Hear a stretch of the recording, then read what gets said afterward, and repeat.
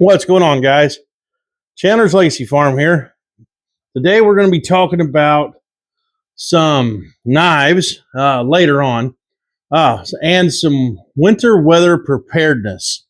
Right now, we are in a winter storm watch here in southeastern Missouri. All of the Midwest right now is going to see some action. Rain, sleet, snow, all that good stuff. And winter's here. Old man winter is rearing his ugly head. That is for sure. It hasn't started here yet, but it is. They say it's on its way. I haven't even checked the radar yet today. It could start snowing or raining at any moment, I guess. But anyway, I wanted to talk to you guys about basically just about winter preparedness. For being ready for these winter storms coming. I know. A lot of people already knows all these little tricks and all these little things to do. But the younger generation, they may not know some of this stuff. So I just want to go through a few things, that I've done in order to prepare for this winter weather that's coming. So we're supposed to get here and this is what makes it a little more serious here, is we are supposed to right here in central Missouri, south and southern Missouri, southeast, south central, southwest, basically half of Missouri south, we're supposed to get a lot of ice, okay, or a chance of ice. I think it's the highest probability is 3/4 of an inch of ice, okay? And then after that, we're supposed to get 1 to 3 inches of snow, maybe on top of it. I would rather fight through 12 inches of straight snow than a half an inch of ice. Ice is nothing to deal with. It's something that is very treacherous, very dangerous. So I want to go over some of the things I've done to prepare for a weather event like this. So some of the things that I have done, we'll start here on the farm. So one of the first things I did yesterday, they've been talking about this coming. The radar and all the predictions have been getting clearer, as the last couple of days has progressed. So yesterday I pulled my generator out. I started up my generator. So therefore I can run if we lose power, which is a great probability with all of this weather that's coming. When you're talking ice, it pulls down trees, it pulls down power lines. You're out of power for days. The longest I think that I can remember us being out of power here at my home down here in the holler on the farm, we were out of power. I think it was 14 days. I could be wrong, but I believe it was 14 days we was out of power. We ran a generator 24 hours a day for 14 days until we got power back. So, that's something you have to deal with whenever you literally live in the middle of hell nowhere. When you live in the middle of nowhere, and, your nearest Walmart is an hour away. Your nearest hospital that knows how to do anything is an hour away. A good hospital is 2 hours away. You have to think safe. You have to stay safe. You can't be out there blundering around acting like an idiot on this stuff because it can get you killed because when you live where I do, you can't mess with this stuff, okay? So the first thing I did is fire up my generator yesterday. I pulled out my old generator and checked the oil on it, checked it all over, checked the air filter. It had half a tank of gas in it left over from last year, and I pulled a generator. It's a 5,600 watt Craftsman that I've had for probably 12 years, maybe longer. And I gave it 2 cranks. It fired right up. Knock on wood, right? Luck was on my side. So it fired right up. So then I got that done. Then I went and I made sure that I had enough feed put out for everything. So therefore I'm not trying to haul feed around in the back of the side by side, trying to get it places it needs to be. So my setup is I have got 55-gallon drums with just the bags of feed set down in them. Okay. And I have 55-gallon drums where my goats are. I have 55-gallon drums where my horses are. I have drums where the cows are. I have drums where the chickens are. I have drums where my dogs are. I even have a drum on the front porch, a small drum, not a 55 gallon, but a small drum, like a 30 or 30, probably 30 gallon drum, small one, 25 gallon. Uh, I have a small drum that has cat food in it on the front porch, you know. So I made sure that all of my drums were full that, you know, had new bags of feed in them. So therefore, you know, I know for a fact I can go damn near a week before I'm going to have to get out the side by side or get out my tractor or get out you know, just my pickup truck to load feed in, to try to walk around with feed, you know, 50-pound bag of feed, throw it over my shoulder and try to walk around on this ice. So I made sure everything, all the storage facilities that I have for feed had full bags in them. Okay. And then I I made sure that everything had a fresh bale of hay a couple days ago. Okay. So everything's got hay. Uh, every day I will have to break water on the pond for the goats. I'll have to break water. I'll have to bust ice in the pond for the goats.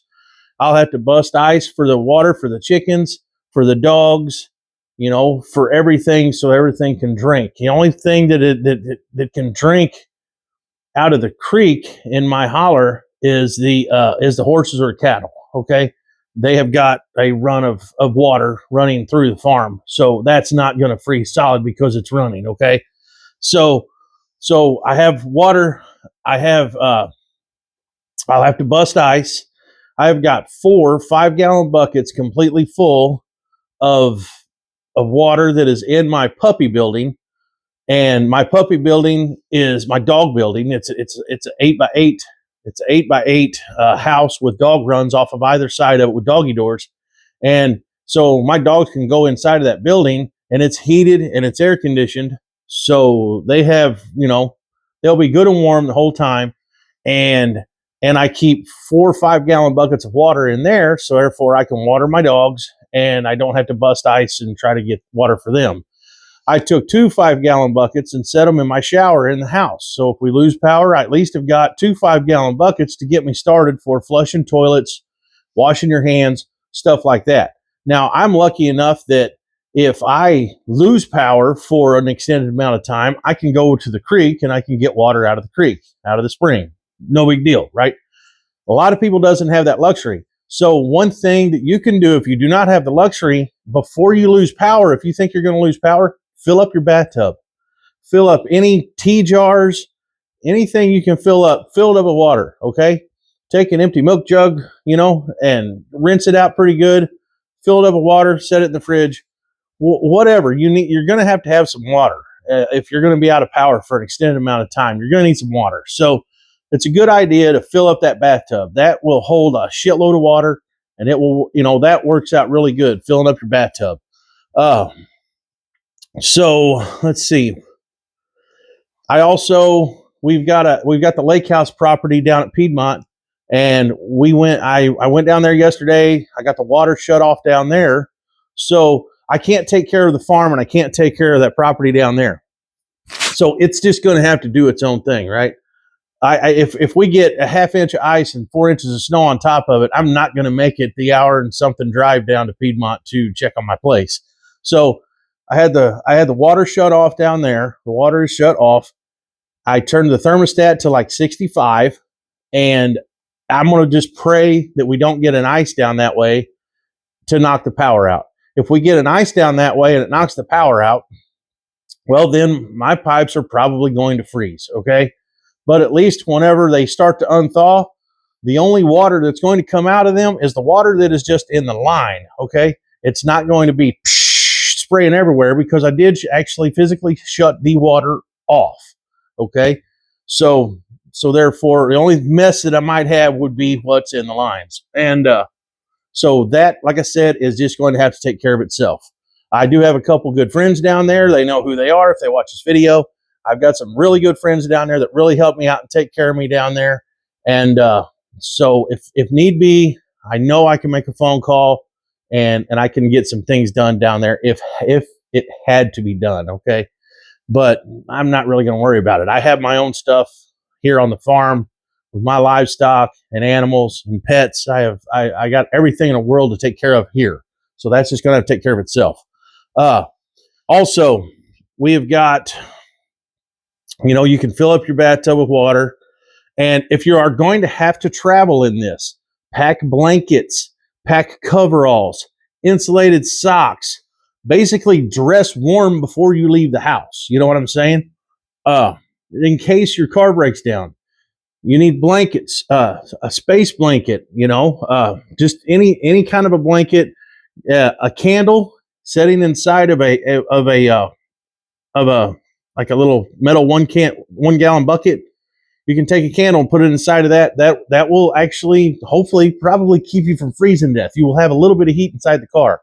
Okay, a lot of people has done that, and I used to carry a candle and a can in my vehicles all the time. But make sure you take a coat. Sure you take something to put over your ears, whether it be earmuffs or anything that you can put over your head to help hold heat in. So, anything you can think of that would keep you warm in your car in case you got stranded, do it. Okay, another thing. If you have a farm, you need gas. You need gas for a side-by-sides. You need gas for the generator, okay? So I went yesterday and I got 20 gallons of gas. No, yeah, 20. I think I have 20 gallons of gas, and I made sure everything else, side-by-side, vehicles, everything is full on gas. All right, everything's full. My car might not be full, but it's not going anywhere anyway. The 4Runner and my truck are both full on gas. My side-by-side's full on gas. My generator is almost full on gas. I've got, like I said, 20 gallons of gas sitting over here. My tractor is half full on fuel. And another thing, if you have a tractor that you think you might have to get out in this cold weather, you better put some fuel stabilizer treatment in it. I hadn't done that yet this winter, so I did put some fuel stabilizer treatment in it, anti-gel stuff to keep my fuel from gelling up in the tractor if I do have to use the tractor for anything, whether it be snow removal or what else, what have you. So the weather is supposed to, like I said, tonight is supposed to come. Tomorrow it's supposed to turn into snow.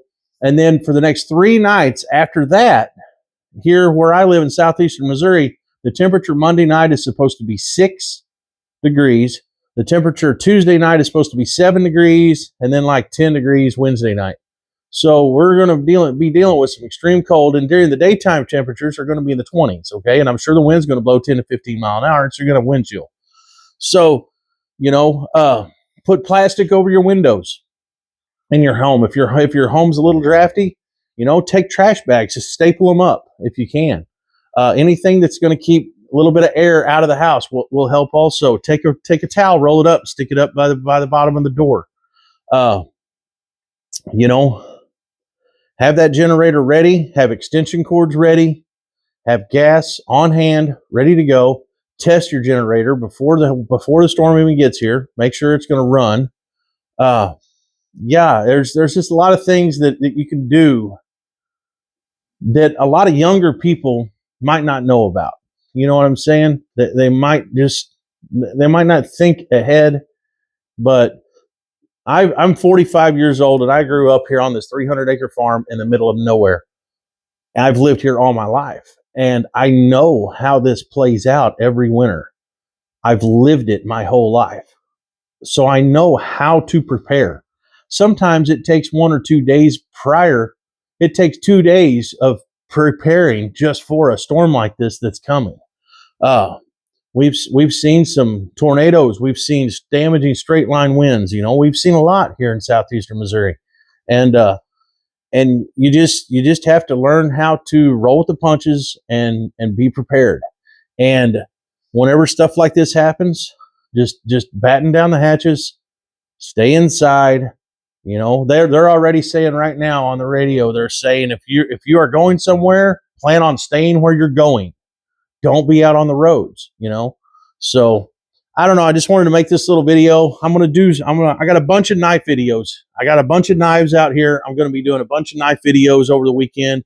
If it don't get real cold, I may have to move to the basement in the house to shoot some of these videos, but I do have videos coming on everything you see here. 1, 2, 3, 4, 5, 6, 7, 8, 9, 10, 11, 12, 13. 13 knives here that I will be showcasing over the next couple of days. And, you know, if you're stuck in the house, you're just supposed to be watching YouTube videos. Chandler's Legacy Farm. There we go. So, anyway, guys, this is it. That's all I want to do is just try to give some people some ideas on winter preparedness. All right, storm preparedness. So that's it, guys. I'm sure there's some things that I missed, and if I missed some things, you know, put it on a comment. Let me know, so that way I can, so anybody else can see it too. Whether whether it be on YouTube or on Facebook, either one. I'm gonna post both of these, or I'm gonna post this video on both platforms. So just to get it out there. But anyway, guys, I'm out of here. Chandler's Legacy Farm. If you like what I'm doing, like, share, subscribe, all that good stuff. Keep watching over the weekend. I'm going to try to get a bunch of these videos out showcasing some of these products, some of these blades. But Chandler's Legacy Farm, we're out of here. Stay safe. We will see ya.